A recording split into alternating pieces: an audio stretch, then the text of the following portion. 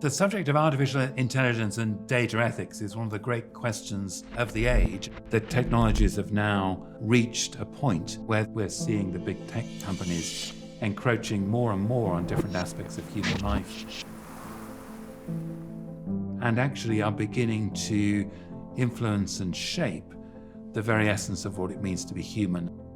The Christian Church has been reflecting on what it means to be human for more than 2,000 years, and I think we have something very, very important to bring to this new conversation about human flourishing in an age of technology. My lords, I always rise to speak in this chamber with some fear and trepidation, but I think never more so than today, not only because of the expertise and passion and conviction in this chamber, but also the jeopardy in which we find ourselves as a nation and a parliament.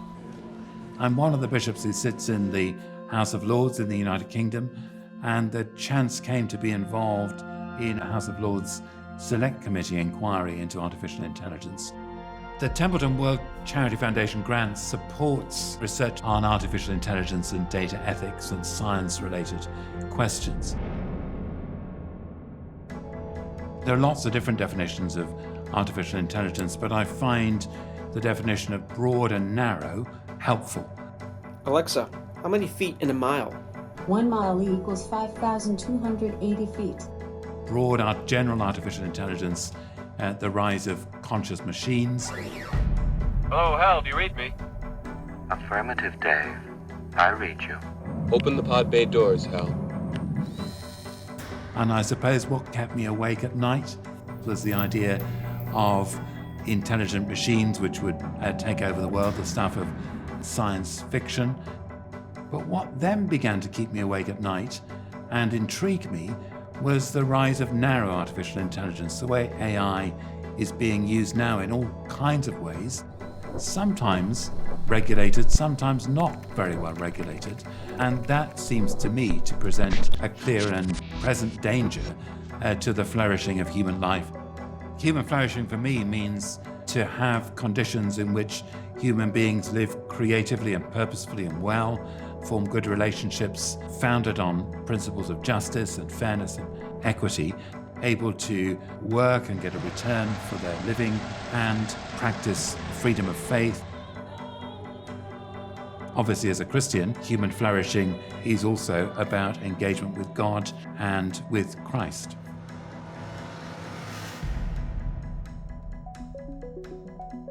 The most obvious and exciting possibilities are in the areas of health and medicine. AI is now producing positive benefits already in the areas of reading scans, and that I think is going to revolutionize cancer diagnosis in the coming years. AI can improve decision making with good safeguards in areas like banking and HR. I think AI can remove drudgery from human work.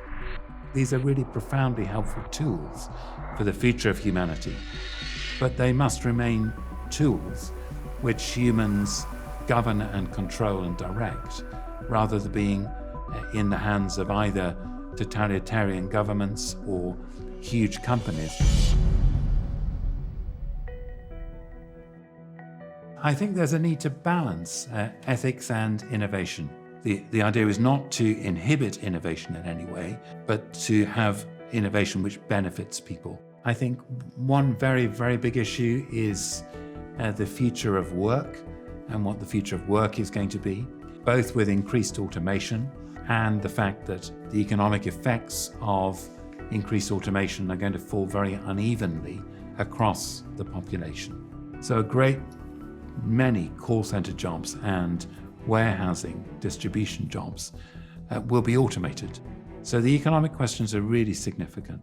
How the workforce is retrained and other economic opportunities created is going to be really critical. The question when AI and big data are deployed in supporting through algorithms, what are the things that make those decisions then fairer than they would be if they were made simply in human decision-making processes? The data sets themselves have got to be as accurate and fair as possible. So there is an element to our humanity, I would argue, which is lost if decisions about people's lives are only made by machines and algorithms. So establishing that human-machine partnership is, I think, really critical. There's always a human face and voice to explain why this decision has been made, even though an algorithm and data may have played a part. Over the last 15 or 20 years, decisions have increasingly been made by the developers of the technology. Privacy concerns are very critical. The manipulation of people through online targeting, the ways in which big tech has begun to accumulate data and use it, need a great deal more transparency and scrutiny.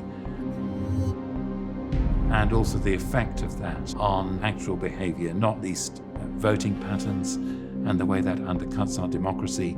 People's whole lives can be manipulated and shaped because of what people understand and know about us. We need to be alert as a society to these developments which are eroding individual rights and privacies, which are a very precious part of our lives. AI systems should respect the rule of law, human rights, democratic values, and diversity.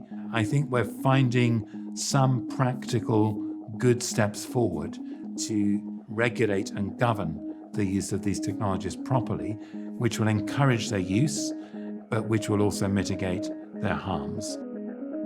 I don't think there's a blueprint yet, but some elements are clearly very important. One common feature is always the engagement of the wider public and civil society, because all of these technologies are potentially of massive impact. So keeping a public, consumer, citizen-facing awareness is really critical.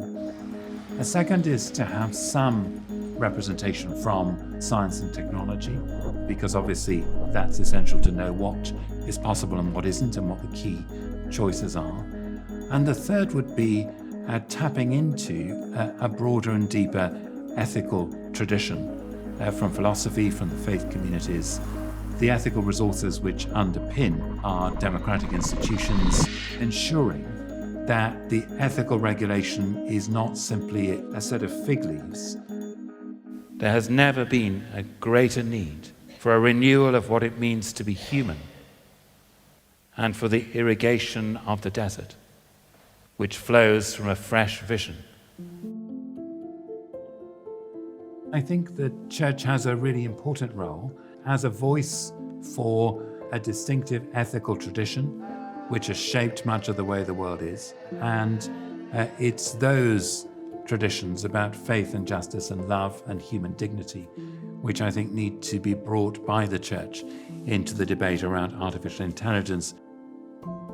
Faith-based leaders can bring a broader perspective on the whole of humanity. It's not that scientists may not have that, but it wouldn't be something that they would necessarily bring. Christian Church is one of the voices that needs to be at the table and engaged in these debates, because the issues at stake are so enormous. I think being human in the machine age is about keeping our interactions with machines at the level of what is useful but proportionate to those other key relationships. We are called to be relational beings with God and other people and with ourselves, and I don't think machines can ever be a substitute for that. And one of the byproducts of studying artificial intelligence is an even deeper awe and respect for human beings as conscious beings with multiple intelligences, emotional, intellectual, and musical and artistic. I don't think we're anywhere near conscious machines or something which could be described as parallel to human intelligence. But what the study of AI does for me, it helps me ponder that mystery with even more awe and wonder, and the difficulty of us creating anything which is approaching ourselves is for me a sign of the image of God in humanity.